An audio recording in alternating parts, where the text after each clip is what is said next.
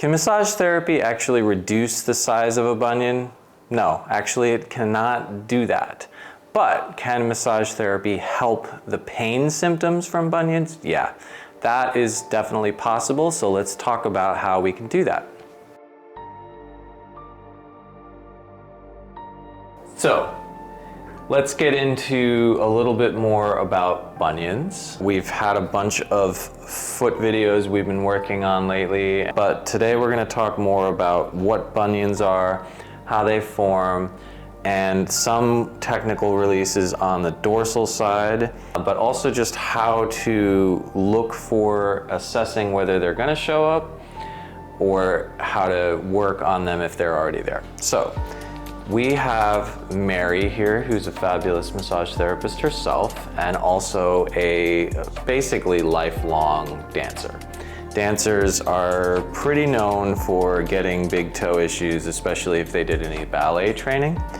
And while she doesn't technically have bunions yet here, she is a good model in the sense that there are a few things going on that make me think that she could be on the path towards getting them, and so I want to talk about what those are and how I'm assessing those, and then we'll get into the releases. So the first thing I'm looking at that would make me wonder if she's going to be on the path for bunion is the line of the big toe phalanges in line with the metatarsals. And with some people you really see this full-on diagonal where the metatarsal comes in a straight line this way and the big toe really goes towards the other toes on a big diagonal. She's not far along there yet, but there is a misalignment. Here's the line of the metatarsal and then the phalange comes off, you know, in a different line. And we would want them technically to be along the same line. So if I really lined up her big toe with the metatarsal, it would be long out here, not in there. And so there's some work we want to do releasing the extensor hallucis brevis that's pulling it in, and then up into the extensor hallucis itself. So what is a bunion and what can you do about it with massage therapy, right? So let's get real here. If there is already a bunion form, massage therapy is not going to shrink the bunion. It is a bone formation, and once it's been formed, the only way to make it any smaller is through surgery. It's not a great surgery, although with some clients they really are going to need it. The recovery for it is 6 to 12 months, and it can cause a bunch of other problems in the hips and knees if they don't do proper recovery PT for it. So if at all possible, it's really great to prevent people from having to have that surgery. So the sooner you can intervene, even if there's a slightly formed bunion, the more likely it is that it's going to stop growing and stop getting bigger and get to the point where they're going to need surgery. So what is it? It would be a bone formation right here that gets bigger and bigger and bigger and goes more sideways away from the bone towards the other foot. And what it is abductor hallucis, this muscle right here that is supposed to be pulling the toe medial, is attached right there, and it is desperately trying to pull that big toe back into alignment with the metatarsal, but failing. And why would it fail? Well, the main reason it would fail is tight dress shoes that keep the toe compressed, that pull the toe into that shape of the diagonal, but the actual shoe prevents the toe from coming into the proper neutral alignment. This muscle keeps firing and pulling right on the attachment to try desperately to pull it medially, but can't do it. And so it plays tug of war with the shoe. Mostly dress shoes, heels, you know, nice office shoes, but also in dancers it can be toe shoes as well. And because it's playing this giant tug of war, it's tugging on this attachment all the time.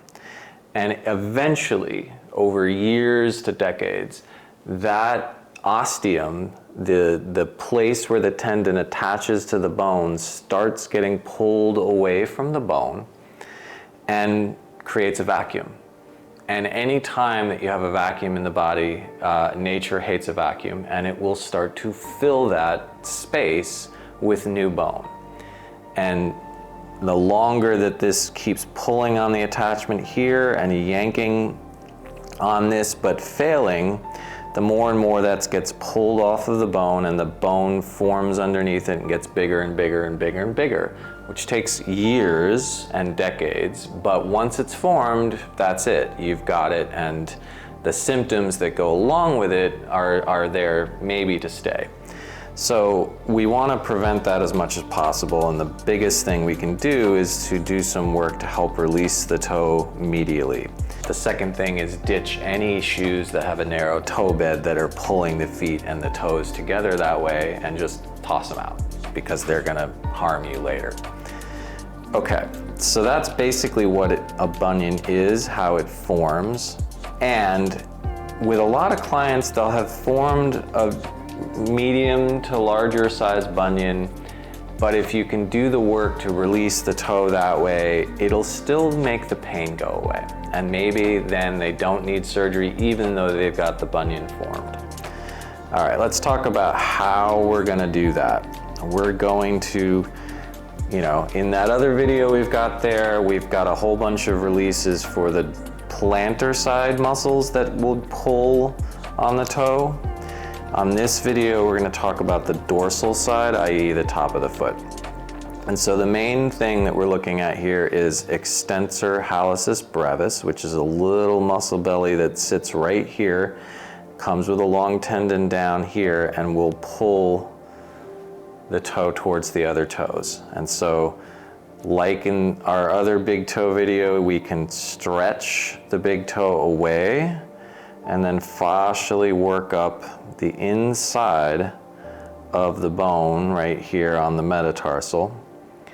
Mary, if I gave you a scale from 1 to 10, with 10 being completely unbearable, what kind of pressure is that? 5. 5, all right, not bad. Some people would find that to be a 7 or 8. Most people would probably be okay with it, but these little muscles in the feet can be very tender. The other structure that you want to be cognizant of here is there is an interosseous membrane between the big toe and the second toe, and you can do some work just, ooh, that was a nice little pop. Just pulling the toe away from the other toes while fascially separating into that space. You can use either thumb to do that.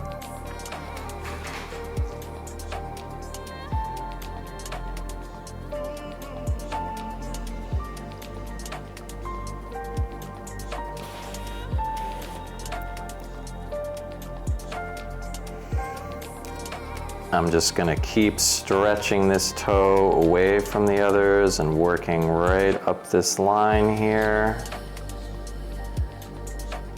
That line is about a 7. Yeah. Wow, that little tiny muscle is working really hard. Now the other structure here is there is a retinaculum sheath in here for extensor digitorum that lifts all the small toes. That can get fascially stuck to extensor hallucis brevis.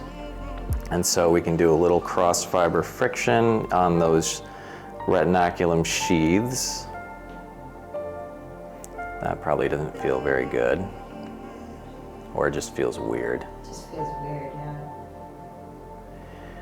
And let's talk about retinaculum sheaths, right? So we got one more we're gonna work on today. Basically, anytime that you have tendons rolling over tissue that you need to be able to smoothly slide along, you have a sheet of fascia called a retinaculum that will hold the tendons down to the body and not just have them pop up out of space. And within those retinaculums, you will have these sheaths that the tendons slide through, which can get very stuck fascially. And so if you do a little cross fiber friction on the sheaths, let me have you curl and uncurl your toes. Yeah. It's a little zingy, huh? Really think about it. So right now it's interesting. She can fold this knuckle and flange, but the small knuckles are not really moving yet. So really think about curling these top under. Yeah, there we go. And getting all of the knuckles to fold. Ooh, yuck.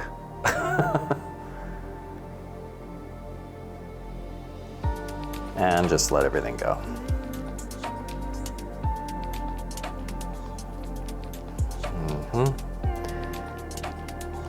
Now I'm gonna work on the extensor hallucis brevis a little bit more, but have you lift and drop your small toes. And this is gonna be really hard. I want you to curl the big toe while lifting the small toes. Most people can't do that at all. All right, take a break.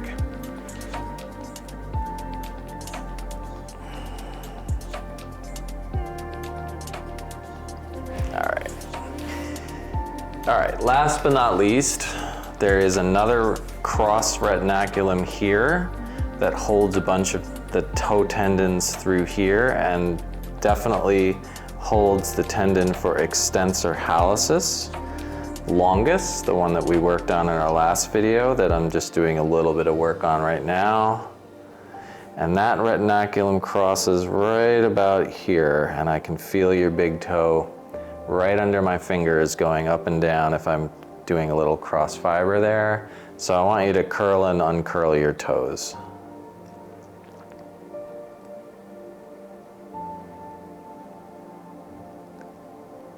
All right, let go. So we're getting a little bit, it's subtle. She started roughly there, now it's floating out here a little bit more. Last but not least, I'm just gonna repeat something from another video, which is this mobilization for this joint and all of the different intrinsic muscles of the foot. This is just a really great stretch. That's a nice finisher for any plantar fasciitis or foot ankle work you do. So you're gonna stick your fingers in between all the toes. You're gonna grab the first joint of the big toe where the bunion usually forms between your thumb and forefinger, and basically just roll that joint around.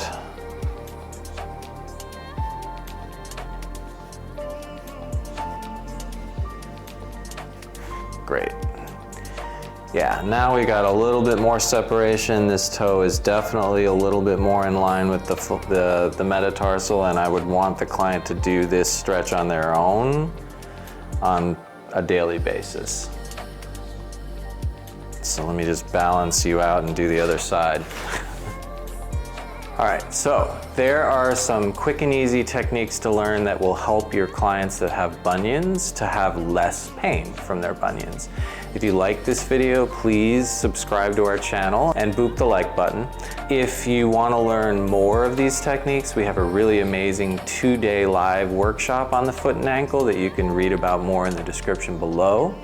In New York City, we offer about twice a year, and we think you'll like this video too.